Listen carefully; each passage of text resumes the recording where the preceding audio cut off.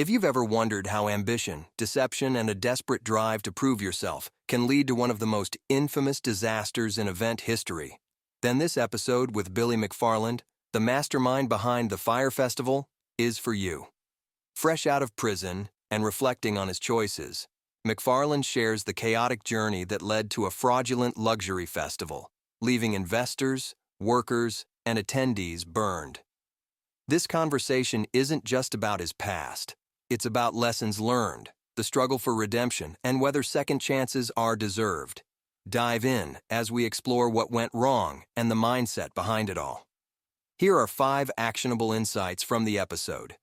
Own your failures, but don't let them define you. McFarland has accepted his role in the Fyre Festival disaster, but rather than being paralyzed by guilt, he's choosing to face the consequences and attempt to rebuild. Whether in business or life, taking responsibility is vital, but so is the determination to move forward.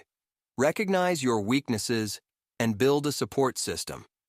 McFarland admits he was terrible at managing finances and logistics, which led to catastrophic decisions. Understanding your limitations and bringing in experts to fill those gaps is essential for any ambitious project. Don't let desperation drive your decisions. The urgent payment sheet that ruled McFarland's daily life led to a cycle of desperation-driven decisions, pushing him deeper into deceit. If you find yourself in a situation where you're constantly firefighting, it's time to step back and reassess. Transparency is crucial, especially in crisis. McFarland's story highlights how withholding information from stakeholders led to deeper mistrust and greater fallout. Being upfront and honest, even in dire situations, is often the better long-term strategy. Beware of the shortcut mentality. Even after his arrest, McFarland fell into the same patterns by launching another scam while out on bail. He reflects that chasing quick wins and shortcuts, rather than focusing on ethical and sustainable efforts, is a pitfall that can lead to lasting damage. These insights set the stage for a deeper dive into McFarland's story, where ambition met disaster in one of the most infamous event failures in recent history.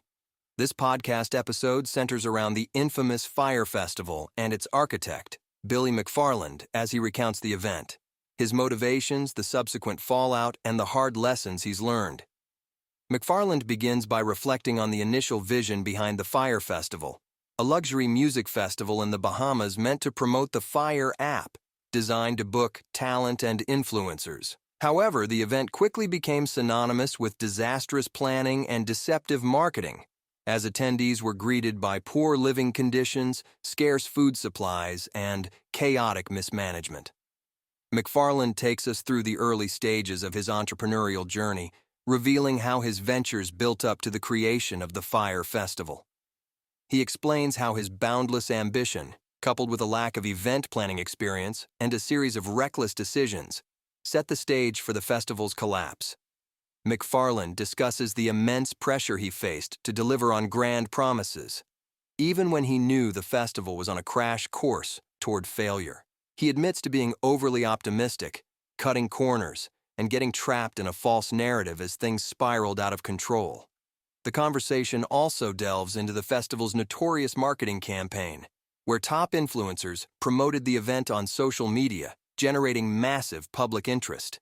McFarland acknowledges that the marketing blitz created sky-high expectations while he grossly underestimated the logistical challenges of hosting such an event on a remote island.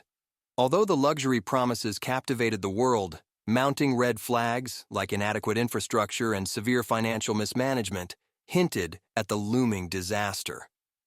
In the aftermath, McFarland discusses the criminal charges, lawsuits, and time he served in prison. He shares the sobering realities of incarceration, its impact on his personal growth, and the internal reflection that followed. McFarland expresses deep regret for the harm caused to investors, attendees, and everyone misled by the festival's false promises. Yet, he also talks about the internal conflict of reconciling his ambition with the disastrous outcome. Looking ahead, McFarland discusses his desire to regain public trust and explore new ventures. He recognizes that rebuilding his reputation requires a transparent, honest approach that starkly contrasts with his actions leading up to the Fyre Festival. The conversation underscores how he views his future, learning from past mistakes, focusing on more realistic goals, and committing to a more ethical path forward. Throughout the interview, there's a palpable tension between McFarland's wish to move past his failures and the enduring consequences of his actions. The host, Stephen, pushes McFarland to confront his ethical failings, and while McFarland admits many of them, there's still an undercurrent of trying to frame the Fyre Festival as an ambitious project gone awry, rather than outright fraud.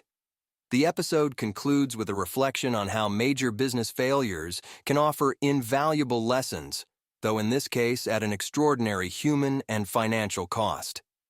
This episode of The Diary of a CEO captures the essence of McFarland's story, spotlighting his motivations, regrets, and hopes for the future. It explores the fine line between ambition and ethics, illustrating the dangers of pursuing grand visions detached from practical considerations and moral integrity.